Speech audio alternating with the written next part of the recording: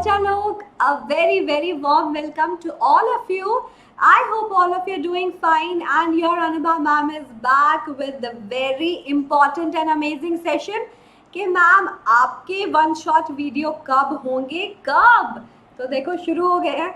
I thought ये अभी के लिए सबसे ज़्यादा इम्पॉर्टेंट चैप्टर है, तो I am starting your one shot videos, most demanded videos in front of you कि मेटल्स एंड नॉन मेटल्स का क्या करेंगे, रिविजन करेंगे इन अप्रॉक्सीमेटली 40 to 45 मिनट्स. जितना भी है सारा अच्छे से रिवाइज कर लेंगे, ठीक है. रिविजन का मतलब I am hoping that you all have seen all the 4 videos that I have given you. अगर नहीं देखा है प्लीज एक बार देख लेना. इस सेशन में वट एवर द कॉन्सेप्ट्स हम उसको एक बार ब्रीफली पढ़ेंगे, ठीक है. और इट्स लाइक कि ma'am we are done with this chapter और हमने पढ़ भी लिया है कभी, तो क्यों ना एक बार मैं रिवाइज कर लूँ, एक ही वीडियो में मुझे सारा रिविजन के लिए मिल जाए. तो ये सबके लिए बहुत इंपॉर्टेंट वीडियो होने वाला है, ठीक है. So I hope your Josh is very high because your Anubha ma'am is starting your favorite video for you. So keep the Josh very high and keep liking the video, sharing to your friends and subscribing to the channel if you haven't done it yet. और class शुरू होने से पहले all the newcomers, we really want कि आपको हमारे platform के बारे में सब पता हो कि आपके सारे के सारे प्रॉब्लम्स का सोल्यूशन आपको कैसे मिल सकता है. And generally what are the problems, like list of problems जो आप लोग फेस कर सकते हो कि मैम हमारे डाउट सॉल्व नहीं होते इंस्टेंटली. इट्स लाइक स्कूल में चैप्टर पढ़ते हैं, समटाइम्स वे लाइक कि चलो यहाँ पे प्रॉब्लम हो सकती है. Same with the coaching institutes, offline medium, और वो जो डाउट्स हैं मार्क कर लेते हैं बट वो मार्क ही रह जाते हैं और कभी सॉल्व नहीं होते. कभी कुछ कोई ना कोई इशू हो ही जाता है. तो क्या हमारे डाउट्स इंस्टेंटली सॉल्व हो सकते हैं कि हाँ ये चीज़ मुझे बॉदर कर रही है और मुझे सोल्यूशन मिल जाए? बिल्कुल पॉसिबल है students, because in all our long term batches you are going to have all the master teachers and all the team of class teachers. Class teachers क्या करते हैं, मास्टर टीचर्स के साथ साथ आपके डाउट सॉल्व करने में हेल्प करते हैं इंस्टेंटली. आप एक सेक्शन का पार्ट होते हो, आपका एक पर्टिकुलर क्लास टीचर होता है वहाँ पे, again chemistry expert, particular subject के एक्सपर्ट, और आपके डाउट सॉल्व करते हैं. Isn't it amazing? उसके अलावा आपको हर सेशन के नोट्स अवेलेबल होंगे, क्योंकि most of the students are telling me कि मैम हमारा 70 से 80% टाइम चला जाता है नोट्स बनाने में, and then it really bothers us क्योंकि हमें एक्चुअल पढ़ाई करने का टाइम मिलता नहीं. तो अब नोट्स बनाने ना पड़े तो आपको हर सेशन के बाद नोट्स मिलेंगे with most important questions also. ये मोस्ट इम्पॉर्टेंट 3 मार्कर क्वेश्चन है, ये 5 मार्कर क्वेश्चन है. तो सारी प्रॉब्लम्स से छुटकारा मिल सकता है. टेस्ट एंड असाइनमेंट, हर क्लास के बाद एक छोटा सा असाइनमेंट शेयर हो ताकि आप मेक श्योर कर सको कि ये जो टॉपिक से कोई भी क्वेश्चन आ जाए मैं आसानी से कर लूँगा या कर लूँगी. And every 15 days there must be a test so that revision properly चलता रहे. कॉम्पिटिटिव एग्जाम्स की प्रिपरेशन साथ में कर सको, be it NTSC, JSTSC, Olympiad, JEE, NEET, कोई भी एग्ज़ाम ले लो, फाउंडेशन कोर्सेज मिलेंगे. साथ में अपने बोर्ड्स के आप इनकी प्रिपरेशन भी कर सकते हो. And the best part is with these 2 tick marks के लैंग्वेज आप चूज़ करोगे कि हिंदी में कंफर्टेबल हो कि इंग्लिश में, और स्केड्यूल आप अपना खुद का चूज़ कर सकते हो अपने फ्री टाइम के अकॉर्डिंग. क्योंकि बहुत सारे स्टूडेंट्स ये कंप्लेन करते थे मैम हमारा जो फ्री टाइम है जब हम क्लासेस के लिए अवेलेबल हो सकते हैं वो सिंक ही नहीं करता किसी भी इंस्टीट्यूट के टाइम से या हमारी ऑनलाइन क्लासेस से. यहाँ पे अपना खुद का स्केड्यूल चूज़ करो, जब भी पढ़ना है तब पढ़ो. Isn't it amazing? तो सारी प्रॉब्लम से छुटकारा मिलेगा स्टूडेंट्स सिर्फ एक लिंक को विजिट करने पे. The link is this vdnt.in/ytpro. ये लिंक इतना इंपॉर्टेंट क्यों है, ये आपको इस पेज पे लेके जाएगा.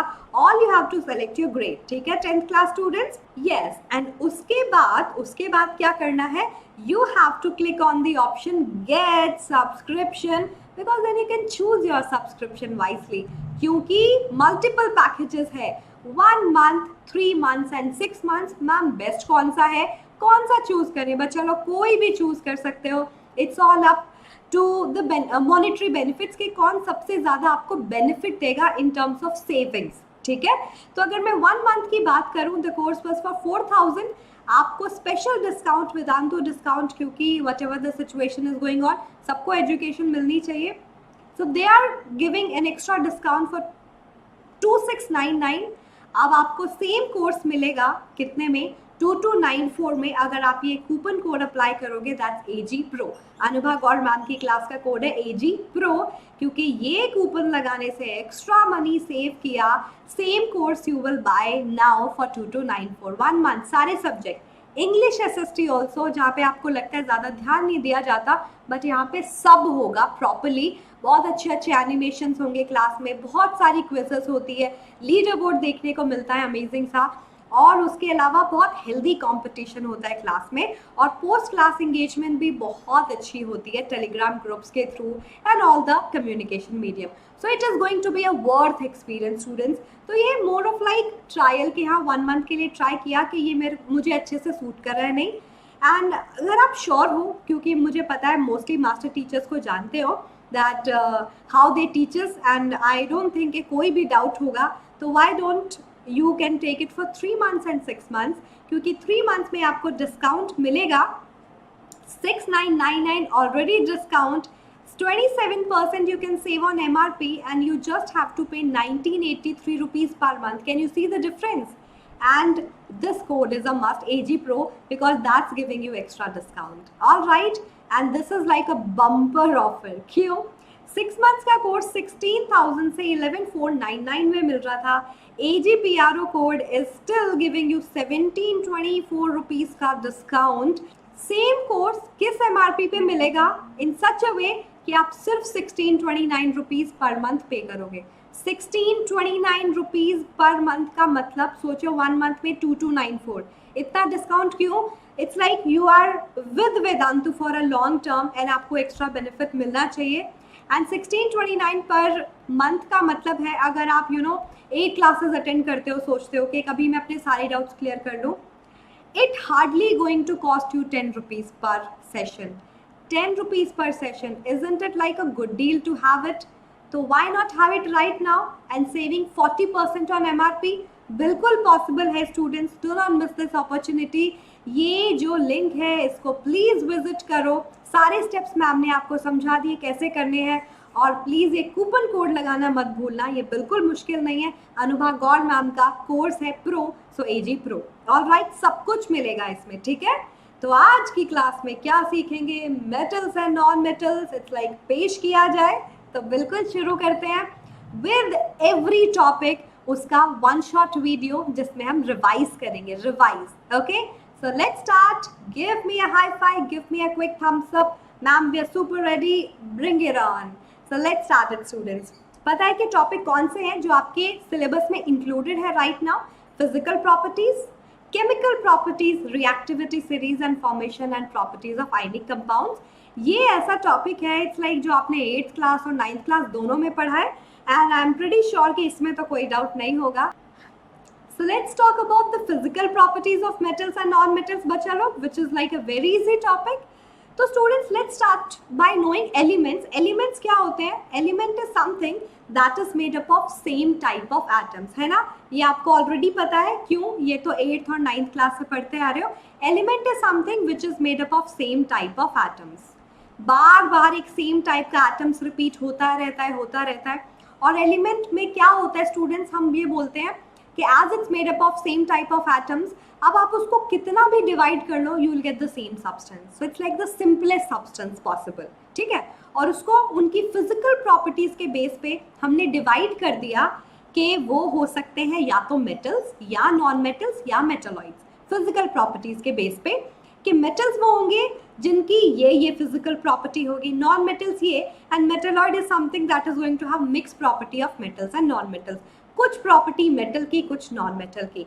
और मेटल जो होते हैं वो मोस्टली कॉमन होते हैं पीरियोडिक टेबल में as compare to your non metals. Around 70 आपकी मेटल्स होती हैं, नॉन मेटल्स एंड मेटलॉइड्स बहुत कम होते हैं. All right, so let's talk about the physical properties of metals. Metals क्या क्या होती है? Metals are like we are ductile. Ductile का मतलब you can make thin wires out of it, वो बहुत स्ट्रेच हो जाती है, ठीक है. और बेस्ट एग्जाम्पल क्या है? Gold. Gold is the best example of it, क्योंकि 1 gram gold can give you approximately 3 to 4 kilometre long wire. मतलब कमाल की बात है, कितना ज़्यादा डक्टाइल। मेलिएबल मतलब making thin sheet out of it, ठीक है। आप जैसे ही मेटल्स को बीट करते हो you will get the sheet, वो ब्रेक नहीं होती मेटल, ठीक है। मेलिएबल प्रॉपर्टी सबसे ज़्यादा malleable again gold, silver, platinum, copper, aluminium, है ना। But it's like copper and aluminium are easy to have it, और आपको पता ही है कि एल्यूमिनियम फॉइल हम घर में भी यूज़ करते हैं because aluminium is malleable in nature. Good conductor of heat and electricity, आपको पता है जो मेटल्स होते हैं good conductor of heat and electricity होते हैं। Heat and electricity can be passed from the metals. और अगर मैं बेस्ट की बात करूं, silver is the one that is the best conductor of heat and electricity. Again थोड़ा एक्सपेंसिव है तो we'll try to use copper and aluminium more. Lustrous means having a shiny surface and a good reflector of light, ठीक है। तो mostly metals हमारी lustrous होती है, shiny होती है। अगेन सोनोरस मीन्स, सोनोरस का मतलब है whenever that was hit by an object that produces a ringing sound. तो सोनोरस मेटल्स होती है, मतलब अगर आपने देखा होगा स्कूल में जो बेल होती है वो इतना प्लेजेंट साउंड क्यों करती है, बिकॉज मेटल्स और मिक्स्ड मेटल से मिलके बनता है, तो वो सोनोरस है that can produce a pleasant and ringing sound. Okay, apart from that they are having high melting point because they are solid in general, high melting point because they are having good force of attraction between its atom, high melting point as well. Okay bachcha log, but what about the exception? Do remember it, sodium and potassium are like some general exception that you will observe कि वो तो होते ही होते हैं in general. Sodium and potassium are not at all ductile, malleable, not at all a very good conductor of heat and electricity, shiny भी नहीं होते, sonorous भी नहीं होते, और ज़्यादा मेल्टिंग पॉइंट भी हाई नहीं होता। तो वो मेटल फिर भी क्यों है बच्चा लोग, ये जनरल डाउट होता है स्टूडेंट्स का। वो इसलिए है क्योंकि they are good electron donors like my metals. Okay, तो ये प्रॉपर्टी बहुत इंपॉर्टेंट है और ये उनके पास होती है। सम मोर एक्सेप्शन, हाई मेल्टिंग पॉइंट मेरे पास है, उसके अलावा gallium and caesium, this kind of a metal जो कि आपके पाम पे भी पिघल सकती है, having very low melting point. All right, अब डक्टाइल मेलिएबल है, बिल्कुल है, but again sodium, potassium, mercury की बात कर लूँ मैं, they can't be ductile, they can't be malleable. Good conductor of heat and electricity, but lead is the one that's a poor conductor of heat. Electricity की अगर मैं बात करूँ तो you can put sodium, potassium, mercury into the same, we'll always have some exception, okay?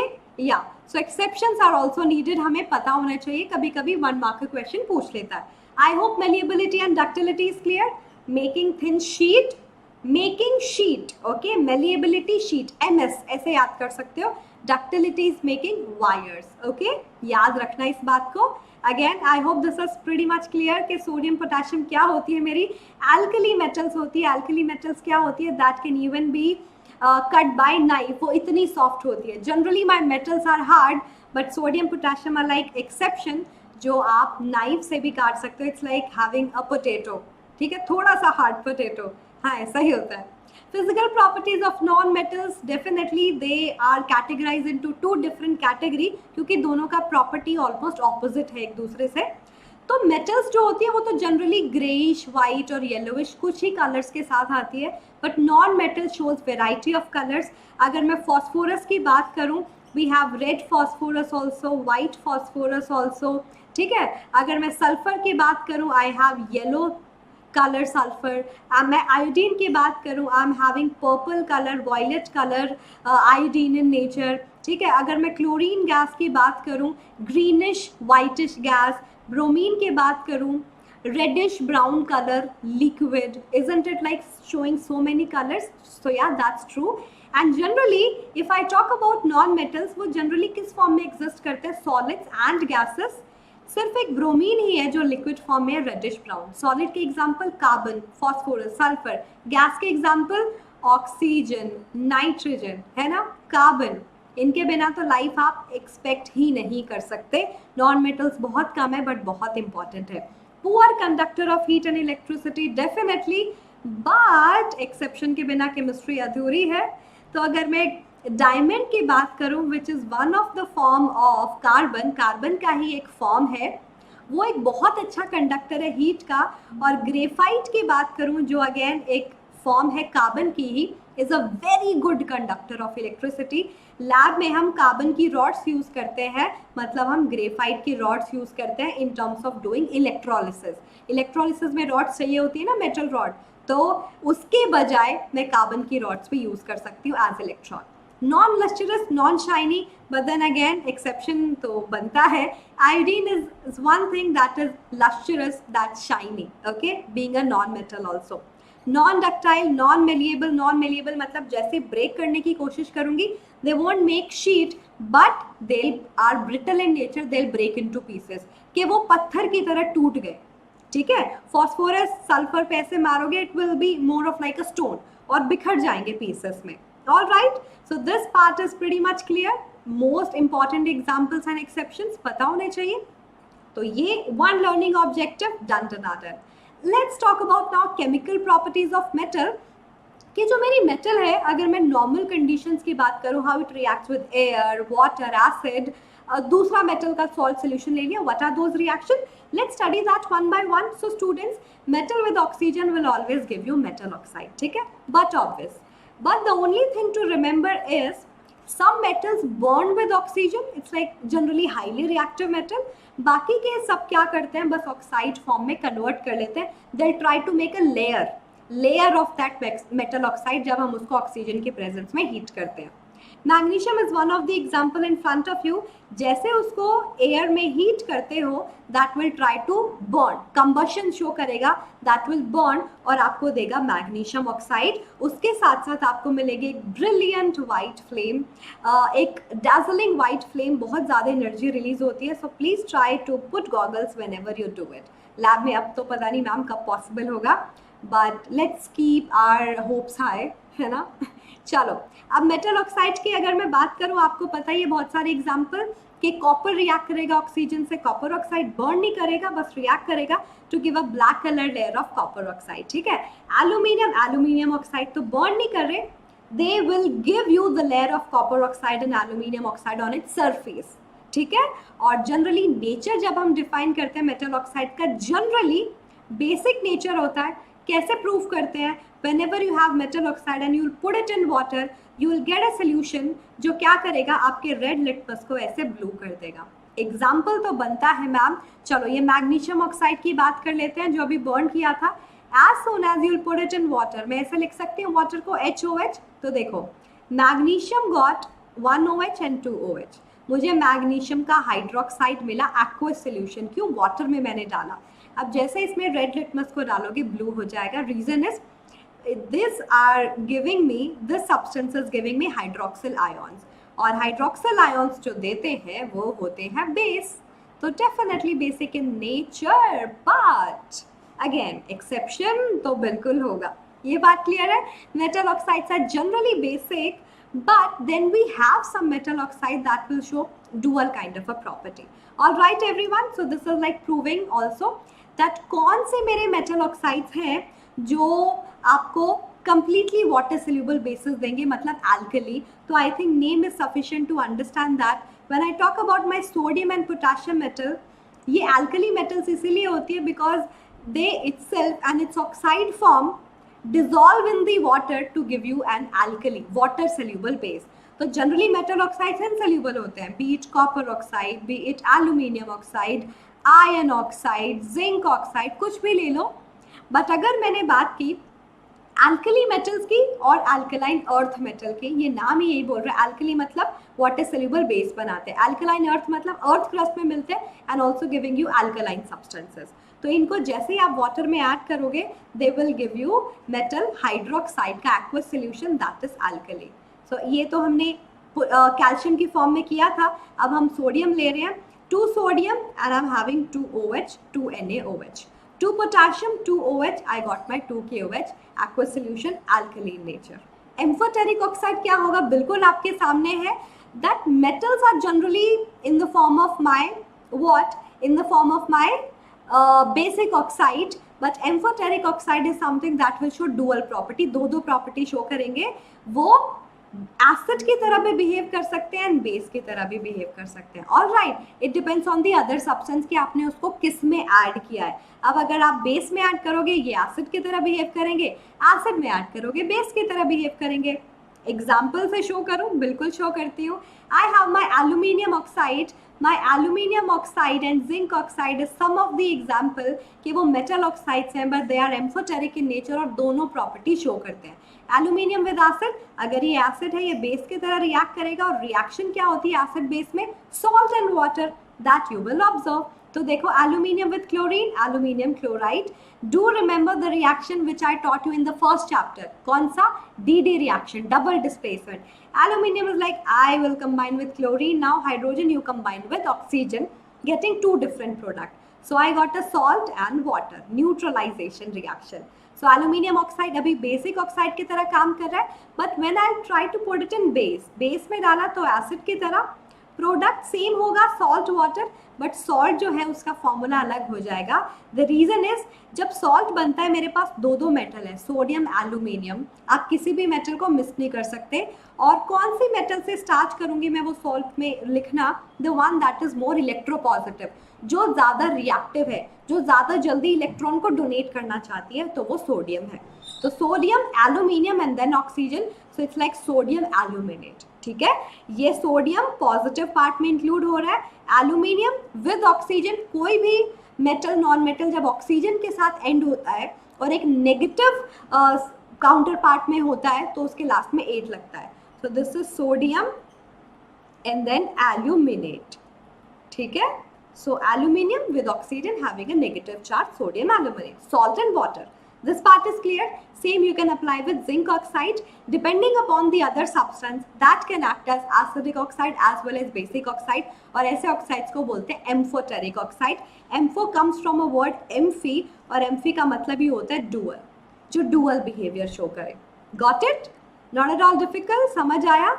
तो ये बात तो एकदम क्लियर हो गई कि कैसे कुछ मेटल्स बहुत विग्रसली रिएक्ट कर रहे हैं एंड कैन कैच फायर. जैसे मैंने बताया वो सोडियम पोटेशियम है, हाईली रिएक्टिव मेटल ऐसा करती है.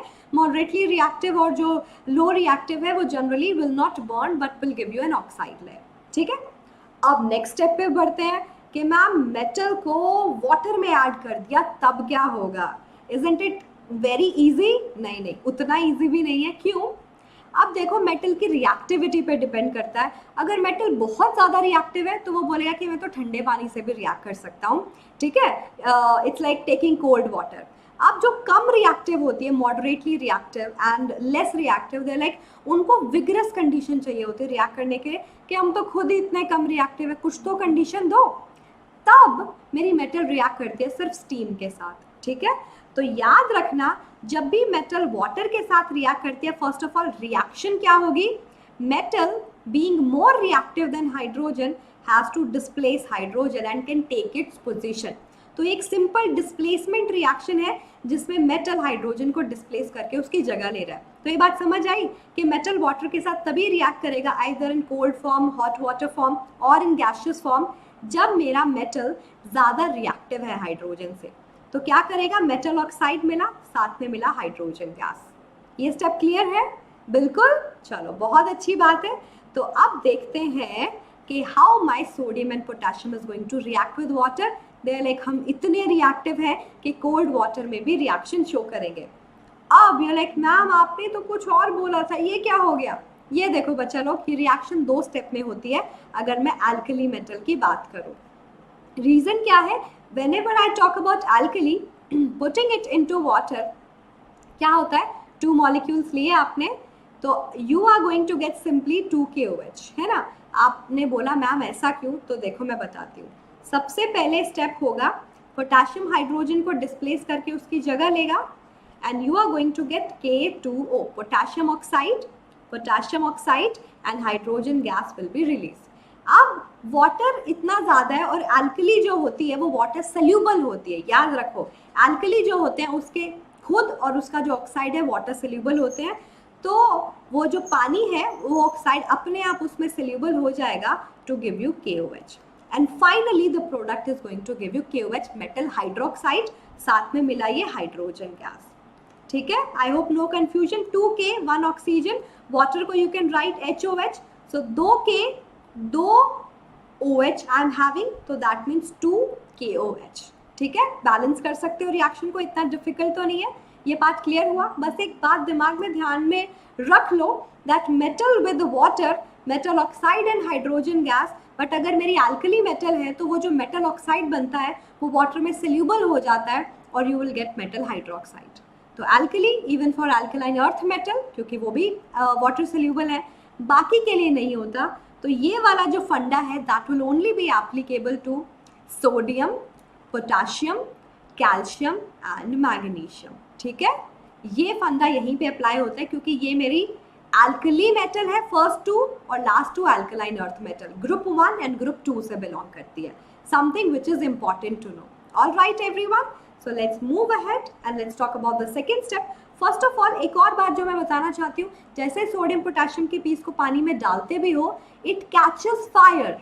What's the reason behind it? क्योंकि इस रिएक्शन में बहुत ज़्यादा एनर्जी रिलीज होती है बच्चा लोग. क्या होती है ये देखो, ये लिखा भी है, बहुत ज़्यादा एनर्जी रिलीज होती है, इतनी that your hydrogen ignition temperature has been reached.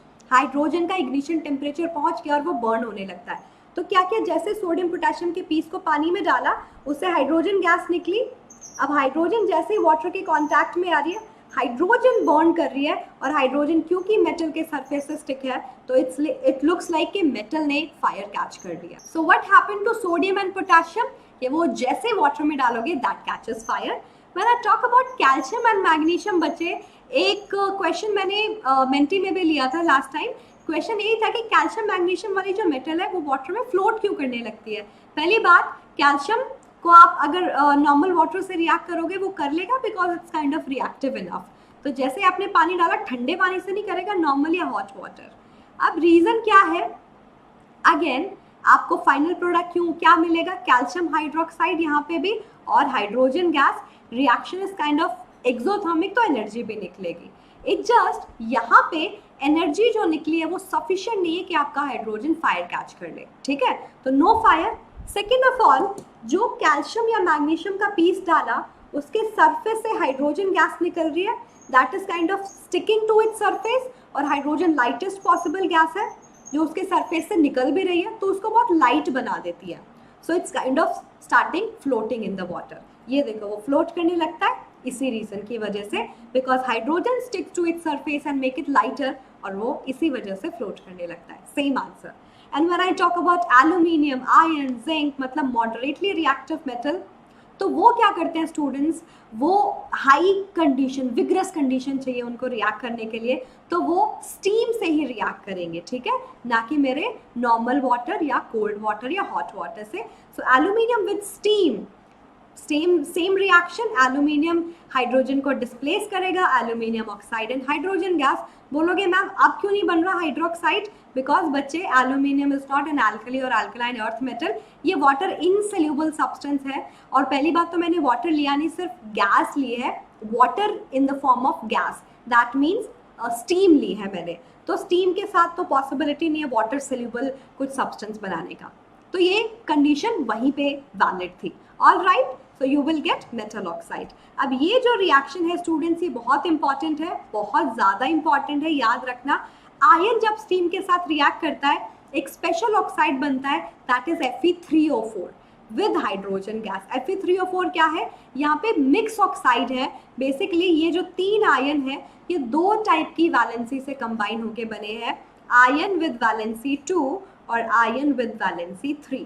3 atom है मैम, कैसे डिवाइडेड है, तो 2 एटम तो वो है जिनकी वैलेंसी 3 थी और 1 एटम वो है जिसकी वैलेंसी 2 थी. So that total charge on 3 ion is +8. 3 into 2 +6, 2 into 1 2, 6 + 2 +8. 3 ion is having total +8 charge. एक ऑक्सीजन पे चार्ज होता है -2, तो 4 पे हो गया -8. This charge always be same, जितना पॉजिटिव उतना ही नेगेटिव होना चाहिए टू चेक कि आपने जो कंपाउंड लिखा है वो सही लिखा है कि नहीं.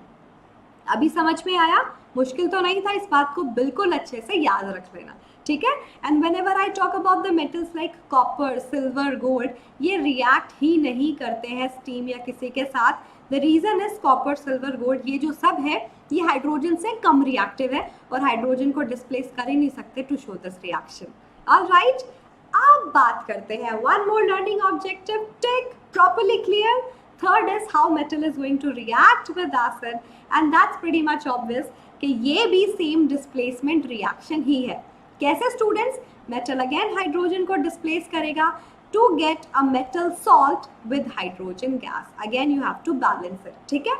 तो जब भी मेटल एसिड के साथ रिएक्ट करता है, एक एग्जांपल है जहाँ पे मैग्नीशियम को आपने डाइल्यूट एसिड में डाल दिया, सपोज आप टेकन HCl, तो क्या बना, MgCl2 और हाइड्रोजन गैस रिलीज किया। अगेन सेम है, depending upon the reactivity we'll see the bubbles कि कितना विग्रस रिएक्शन है। सोडियम पोटेशियम के डालोगे, अगेन वो फायर कैच कर सकते हैं क्योंकि जो हाइड्रोजन गैस निकलेगी वो उसका इग्निशन टेम्परेचर पहुंच जाता है और वो फायर कैच कर लेते हैं।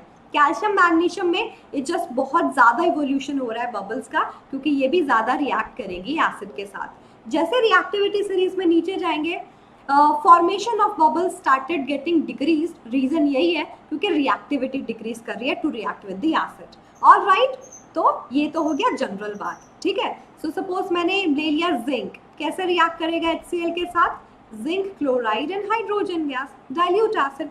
बट ध्यान रखना मैंने डाइल्यूट एसिड लिखा है, रीज़न कुछ तो होगा उसके पीछे, क्योंकि कॉन्सेंट्रेटेड एसिड की बात करूँ मैं इन जनरल, और एक स्पेशल एसिड है वो थोड़ा डिफरेंटली बिहेव करता है, let you know. So this part is pretty much clear बच्चा लोग, ठीक है। Fe+2HCl, तो 2 है मतलब 2 क्लोरीन अवेलेबल है, so I am going to get FeCl2। But अगर मैं उसको 3HCl में ऐड करती तो क्या मिलता, FeCl3, ठीक है, क्योंकि आयन तो दोनों वैलेंसी शो कर सकता है, 3 also and 2 also. Are you getting the point? But अगर कॉपर और HCl ले लिया तो कोई रिएक्शन नहीं होगी, because of the same reason, because copper is less reactive than hydrogen. Pretty much clear? All right. तो मैंने एक बात कही थी 1 मिनट पहले कि अगर मैं जनरली कोई कॉन्सेंट्रेटेड एसिड ले लूँ, देखो कॉन्सेंट्रेटेड सल्फ्यूरिक एसिड, या एक ही स्पेशल एसिड है दैट इज नाइट्रिक एसिड। ये एक ऐसा एसिड है जो डाइल्यूटेड फॉर्म में भी, और बाकी एसिड जनरली कॉन्सेंट्रेटेड फॉर्म में किसके तरह काम करते हैं, बेटर OA होते हैं वो। OA क्या होते हैं बच्चे? Oxidising agent. Oxidising agent first chapter में पढ़ाया, जो दूसरे सब्सटेंस का ऑक्सीडेशन कर देते हैं, खुद रिड्यूस हो जाते हैं, मतलब खुद से ऑक्सीजन कम कर देंगे, दूसरे को ऑक्सीजन प्रोवाइड कर देंगे, इन सिंपल वर्ड्स यही होता है ऑक्सीडेशन रिडक्शन। तो देखो ये नाइट्रिक एसिड एक बेटर ऑक्सीडाइजिंग एजेंट है। जैसे आपने उसको मेटल के अंदर ऐड किया, you suppose to get metal salt and hydrogen, पर ये बोलेगा मैंने मेटल को नाइट्रेट दे दिए, देखो मेटल का क्या हो गया, ऑक्सीडेशन, क्योंकि खाली जिंक पड़ा था, कितने सारे ऑक्सीजन आ गए। अब जो हाइड्रोजन मिलना था मुझे, उसका भी ऑक्सीडेशन हो गया टू गिव यू वाटर। तो जो भी सब्सटेंस हम एक्सपेक्ट कर रहे थे मेटल सॉल्ट एंड हाइड्रोजन, अब चेंज हो गया, अब मुझे मिलेगा मेटल का जो भी है nitrate with water, because nitric acid ने उसका ऑक्सीडेशन किया और खुद रिड्यूस। अब खुद देखो NO2, ये देखो कितनी ऑक्सीजन थी, खुद से ऑक्सीजन कम हो गई, लॉस ऑफ ऑक्सीजन। अब यू लाइक कि मैम कौन सा ऑक्साइड बनता है नाइट्रोजन का? बच्चा लोग that's totally dependent upon the strength. अगर मैं 60% नाइट्रिक एसिड ले रही हूँ, मतलब ज़्यादा कॉन्सेंट्रेटेड ले रही हूँ, तो ज़्यादा अमाउंट ऑफ ऑक्सीजन, जितना कम कॉन्सेंट्रेटेड उतनी कम अमाउंट ऑफ ऑक्सीजन। तो ये देखो NO2 and then 30% nitric acid लिया NO, 20% लिया N2O, मतलब 1 नाइट्रोजन विद 1 ऑक्सीजन, यहाँ पे 2 nitrogen with 1 oxygen. Are you getting the point?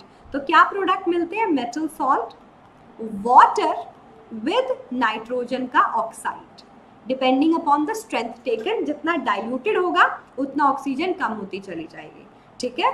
और एक स्पेशल केस है, अगर आप मैग्नीशियम या मैंगनीज मेटल लेते हो, तो वो बोलते हैं कि हम बहुत ज़्यादा डाइल्यूट सोल्यूशन लिया तो हम काम चला लेंगे। It's like when you are taking dilute nitric acid in the form of 1 to 2%, अगर 1 to 2% लिया तो रिएक्शन होगी सेम वे में। मान लो मैंने मैग्नीशियम ले लिया, तो आपको मिलेगा मैग्नीशियम नाइट्रेट साथ में हाइड्रोजन गैस, मतलब reaction will be same. Okay, reaction will be same. Isn't it amazing? That's very good. यानी कि ये पॉइंट भी क्लियर हो गया। अब सेम बात कि अगर मैं बात करूँ गोल्ड की, अगर मैं बात करूँ प्लैटिनम की, तो वो तो एसिड्स में डिसॉल्व ही नहीं होंगे, वो तो एसिड के साथ रिएक्ट ही नहीं करेंगे, right? But there is a kind of a mixture where this reaction is possible, वो है एक्वा रेजिया, जिसको हम एक और नाम से बुलाते हैं, दैट्स रॉयल वाटर। और ये रॉयल वाटर क्या है, जो गोल्ड और प्लैटिनम को भी डिसॉल्व कर सकता है। तो ये एक्वा रेजिया स्टूडेंट्स को एक पर्टिकुलर एसिड नहीं है, that's a mixture of two acid. और वो कौन कौन सा है, nitric acid and hydrochloric acid. किस रेशियो में, 1:3।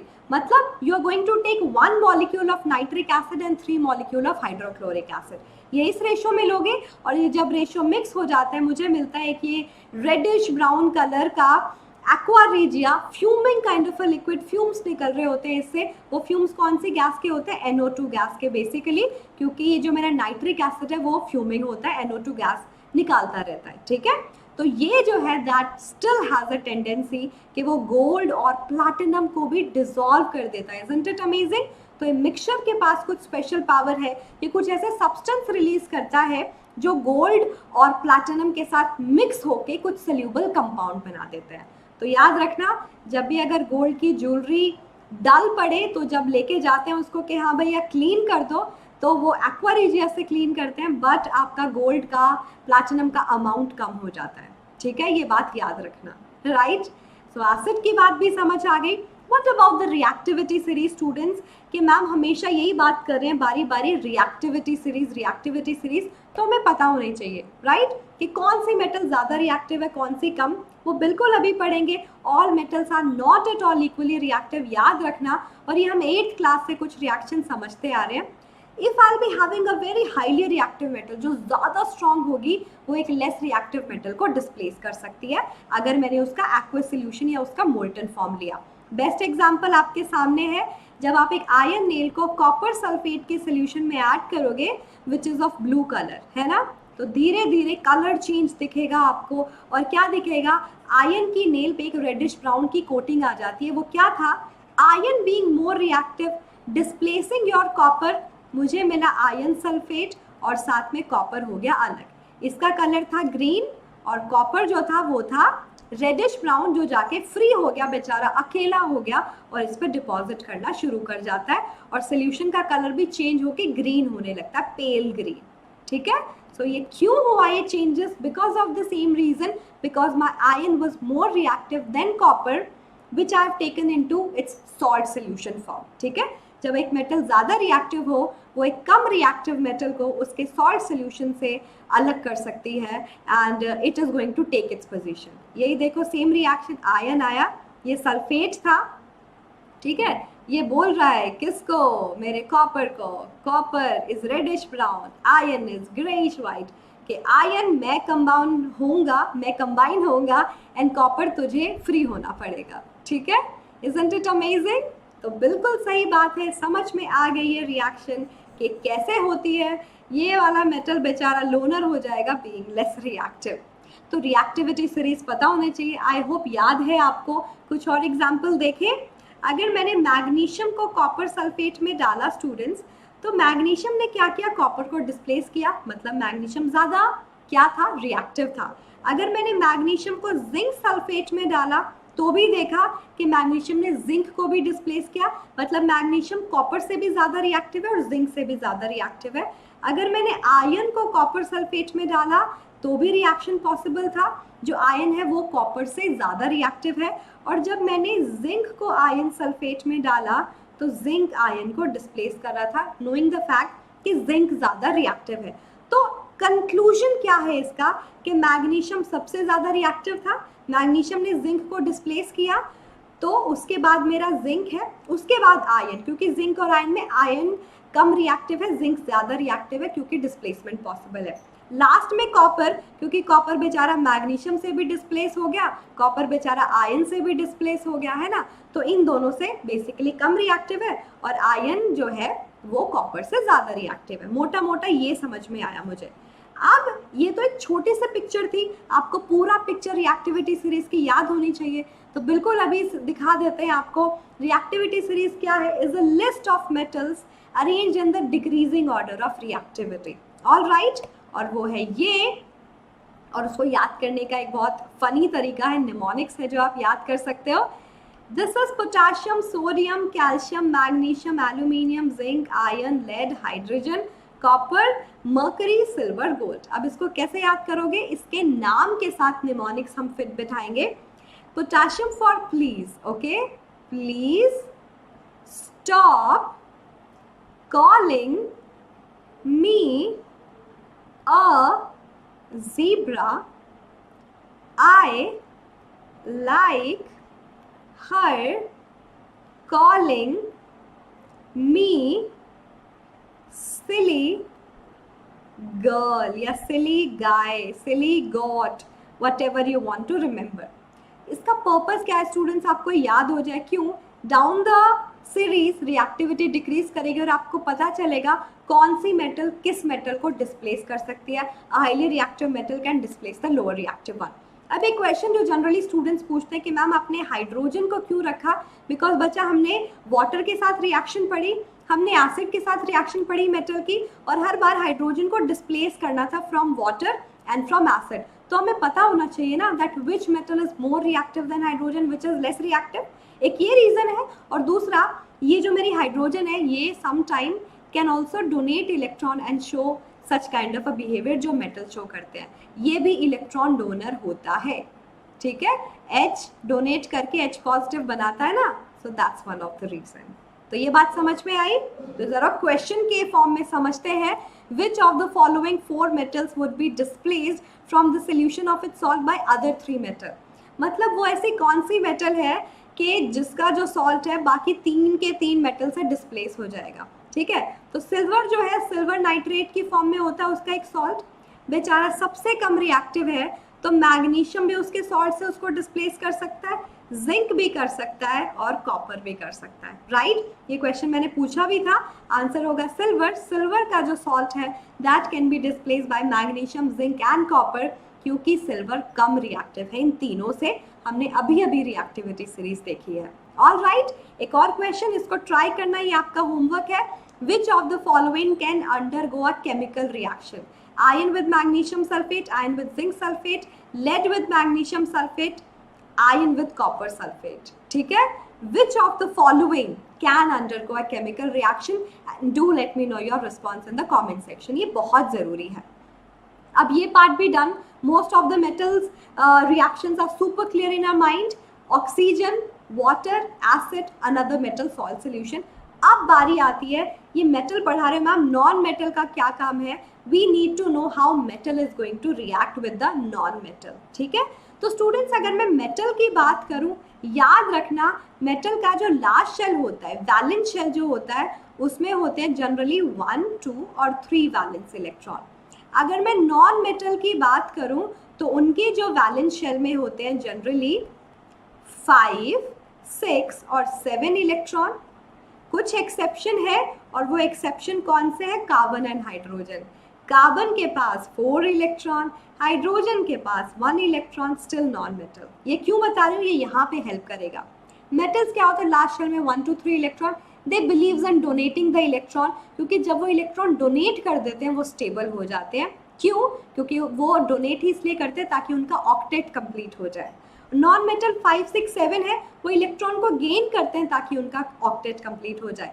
तो 5 वाला 3 इलेक्ट्रॉन को गेन कर सकता है, 6 वाला 2 इलेक्ट्रॉन को गेन कर सकता है, 7 वाला 1 इलेक्ट्रॉन को गेन करेगा. ठीक है, यहाँ होती है शेयरिंग ऑफ इलेक्ट्रॉन, जो मैं आपको कहाँ पढ़ाऊंगी, कौन से चैप्टर में? नेक्स्ट चैप्टर में, that is carbon and its compound. ठीक है, तो अगर मेटल नॉन मेटल है, मेटल क्या करेगा? लाइक आई एम रिच, किसी को इलेक्ट्रॉन चाहिए ले लो. Non metal is like I am more of like a beggar, मुझे चाहिए प्लीज दे दो. तो 2-वे प्रोसेस होगा. मेटल अपने इलेक्ट्रॉन को ट्रांसफर कर देती है नॉन मेटल को और वो कंबाइन हो जाते हैं. कैसे? सोडियम का configuration 2 electron in the first shell, next में हो गया 8, 2, 4, 6, 8 और लास्ट में 1, 2, 8, 1. तो क्या बोलेगा? I am losing my 1 electron because I will be stable. After loss of electron sodium ने क्या बनाया? सोडियम आयन, क्योंकि इलेक्ट्रॉन हो गए कम प्रोटॉन से. प्रोटॉन 11 थे, proton is the atomic number, 11 atomic number है ना. अब 11 इलेक्ट्रॉन थे लेकिन एक उसने लूज कर दिया, 10 इलेक्ट्रॉन मतलब 10 नेगेटिव चार्ज, ओवरऑल उसके पास एक पॉजिटिव चार्ज आ जाता है, यानी कि मेटल इलेक्ट्रॉन लूज करता है and they get positive charge जितने इलेक्ट्रॉन लूज करेंगे, और जो इलेक्ट्रॉन उसने लूज किया वो लेगा कौन, नॉन मेटल एक्सेप्ट कर लेती है। क्लोरीन्स कॉन्फ़िगरेशन इज 287, वो तो सोडियम की तरफ देख रहा था, I need 1 electron please give it to me. एक इलेक्ट्रॉन गेन कर लेगा, एक इलेक्ट्रॉन गेन करने से कॉन्फ़िगरेशन क्या बन गई, 288। क्लोरीन के पास 17 प्रोटॉन थे, 17 positive charge because of its atomic number. अब 17 ही इलेक्ट्रॉन होते बट एक उसने गेन कर लिया to achieve the octet, 18 negative charge हो गया, ओवरऑल क्या आया, एक नेगेटिव चार्ज। तो जैसे इलेक्ट्रॉन को गेन करोगे, नेगेटिव को गेन कर रहे हो, your substance will become negative. तो मेटल इलेक्ट्रॉन लूज करते हैं, नॉन मेटल इलेक्ट्रॉन गेन करते हैं, metal got positive charge, non metal got negative charge, and they'll combine with itself with a very high strong force of attraction. That force of attraction is called as electrostatic force of attraction. All right, और ये जो force of attraction है इन्होंने इनको जोड़ा हुआ है, that's why my compounds are very solid and very strong. ठीक है, अब ये बात ध्यान रखना, ये कौन सा कंपाउंड बना, ionic compound. Why I'm calling it ionic compound and I'm also calling it electrovalent compound, क्योंकि एक ही बात है। क्यों ऐसा आयोनिक, क्योंकि आयोन्स बना रहा है पॉजिटिव नेगेटिव। क्यों इलेक्ट्रोवैलेंट, बिकॉज इलेक्ट्रॉन ट्रांसफर हो रहा है। Why I am getting the valency, by transferring of electron from sodium to chlorine. Okay, that's what. So what is ionic compound? When metal exchange its electron to non-metal, give its electron to non-metal. All right, this is clear. Very easy how they make ions. Very awesome, very awesome. Now we know how to make ionic compounds, and they are going to held with each other with a very high force of attraction. That's why ionic compounds are kind of strong in nature and having in the solid form and बहुत ज़्यादा high melting and boiling point होता है। एक question है, the electronic configuration of 3 elements x, y and z are given. Which of the following is correct? कितना easy question है, अभी ma'am ने hint दिया। तो which of the following is correct? देखो जरा, x is a metal, y is a metal, z is a non-metal, y is a non-metal, z is a metal. 282 ये क्या होगा, मेटल, वैलेंस शेल में 2 electron. 287 ये क्या होगा, नॉन मेटल, ठीक है, और x भी क्या है, non metal but not going to react. 5, 6, 7, 8 ये सब नॉन मेटल में आते हैं। तो देखो जहाँ लिखा है y is a non-metal and z is a metal, D is the right option. I hope it makes sense. तो वैलेंस इलेक्ट्रॉन का कॉन्सेप्ट पता होना चाहिए, that's kind of an important question for exam. तो एग्जाम के लिए मैं चाहती हूँ आप टोटली प्रिपेयर्ड रहो, ठीक है। अब बात करेंगे प्रॉपर्टीज ऑफ आयनिक कंपाउंड, जो मैंने आपको हिंट ऑलरेडी दे दिया है, that they are solid because वो बहुत हाई फोर्स ऑफ अट्रैक्शन से एक दूसरे से जुड़े हैं। दैट इज ऑपोजिट चार्ज के बीच में कौन सी होती है, इलेक्ट्रोस्टैटिक, और बहुत हाई फोर्स है मतलब solid and high melting and boiling point, plus brittle होता है। When I try to break it, वो पीसेस में ब्रेक हो जाता है, ठीक है, जैसे प्रेशर अप्लाई करोगे, ठीक है। इतना बड़ा स्ट्रक्चर था, बीट करते रहो, that will break into pieces, ठीक है। High melting and boiling point because of having high force of attraction. उसके अलावा अगर मैं इसकी बात करूँ तो they are water soluble and not going to soluble in solvent like kerosene, petrol and diesel. Water soluble क्यों होते हैं, क्योंकि वाटर हेल्प करता है उनको आयोनाइज करने में और उनको अपने आसपास गैदर कर लेता है, ठीक है। जैसे वाटर में आपने NaCl डाला, Na पॉजिटिव बना, Cl नेगेटिव बना, क्यों, ये वाटर आके उसको आसपास गैदर हो जाएगा टू गिव देम स्टेबिलिटी, और वो ऐसे एग्जिस्ट कर सकते हैं, स्टेबलाइज कर देंगे उसको। बट अगर मैं बात करूँ सॉल्वेंट, केरोसिन, पेट्रोल, डीजल, तो वो क्या होते हैं, वो मेरे सॉल्ट को आयोनाइज कर ही नहीं सकते क्योंकि उसके पास खुद के पास आयोन्स नहीं होते। एक स्टेटमेंट याद रखना, लाइक dissolves like, जो जैसा होता है वो उसी टाइप के सॉल्वेंट में डिसॉल्व कर सकता है। आपको पता है water can also break into ions, तो ये ऐसे ही सब्सटेंस को अपने अंदर डिसॉल्व होने लगेगा जो खुद आयॉन्स में डिसॉल्व हो सकते हैं। अगर मैं केरोसिन, पेट्रोल की बात करूँ, नो आयॉन्स एट ऑल, ठीक है, अगर कोई आयॉन्स नहीं है तो ये अपने अंदर NaCl को डालेंगे, वो भी आयनाइज नहीं हो सकता जो स्टेबलाइज कर सके, ठीक है। सो वाटर सोल्यूबल, बट अगर मैं पेट्रोल, डीजल की बात करूं, इनसोल्यूबल। ऑल राइट, अगर मैं कंडक्शन ऑफ इलेक्ट्रिसिटी बताऊं, याद रखना सॉलिड स्टेट में they are poor conductor of electricity, they can't generate electricity, लेकिन सॉलिड फॉर्म में और मोल्टन फॉर्म में और एक्वस सोल्यूशन की फॉर्म में they can conduct electricity. Molten में क्यों होता है स्टूडेंट्स? क्योंकि मोल्टन का मतलब मैंने ऑलमोस्ट मेल्टिंग पॉइंट उसका पहुंचा दिया, अब ये फोर्स ऑफ अट्रैक्शन थोड़ी वीक हो गई। जैसे आप इलेक्ट्रिसिटी पास करोगे आयोन्स फ्री हो गए, free ions can conduct electricity. Water में क्या होता है? वाटर तो मैंने बताया कि वाटर हेल्प करता है सब्सटेंस को आयोनाइज करने में। अब आयोनाइज बेटर फॉर्म में है तो इलेक्ट्रिसिटी तो कंडक्ट करेगा, because electricity can be conducted due to free ions. So this part is pretty much clear hopefully कि solution of an ionic compound in water can contain ions and can conduct electricity as well as in molten form, but solid state won't conduct electricity because of having ions in the fixed form, not going to move, no free ions, मतलब no conduction of electricity। ये point I think super duper clear हो गया आपके mind में, is it? क्योंकि ये ज़रूरी था स्टूडेंट्स, जो मैंने आपको अच्छे से समझा दिया। ये सारे नोट्स आपको मिल भी सकते हैं, कहाँ पे मिलेंगे? डिस्क्रिप्शन बॉक्स में फाइल मिलेगी आपके सामने, ठीक है? तो मेटल्स और नॉन मेटल्स का रिवीजन, थोड़े क्वेश्चन डिस्कस करके भी डन डनाडन। आई होप समझ आया, पूरा चैप्टर रिवाइज किया, कुछ क्वेश्चन भी डिस्कस किए, and I hope you like it, और आपके बहुत काम का भी है। तो do like it, share it to your friends, subscribe to the channel, और वेदांतु का सब्सक्रिप्शन लेना मत भूलो, बहुत इंपॉर्टेंट है। नेक्स्ट सेमेस्टर शुरू हो रहा है, मिड टर्म के बाद अपना प्रॉपरली प्लान आप अरेंज कर सकते हो। तो अपना टारगेट सेलेक्ट करो, अपनी क्लास सेलेक्ट करो, और उसके बाद गेट सब्सक्रिप्शन पे क्लिक करो, और 1 मंथ, 3 मंथ्स और 6 मंथ्स का वाइजली सब्सक्रिप्शन चूज करो। बिल्कुल याद रखना, 6 मंथ्स में आप 40% सेव कर सकते हो MRP पे, अगर आपने ये कूपन कोड लगाया तो। That's AG Pro, Anubha Gaur pro subscription, और सिर्फ 1629 रुपीज़ पर मंथ पे करोगे।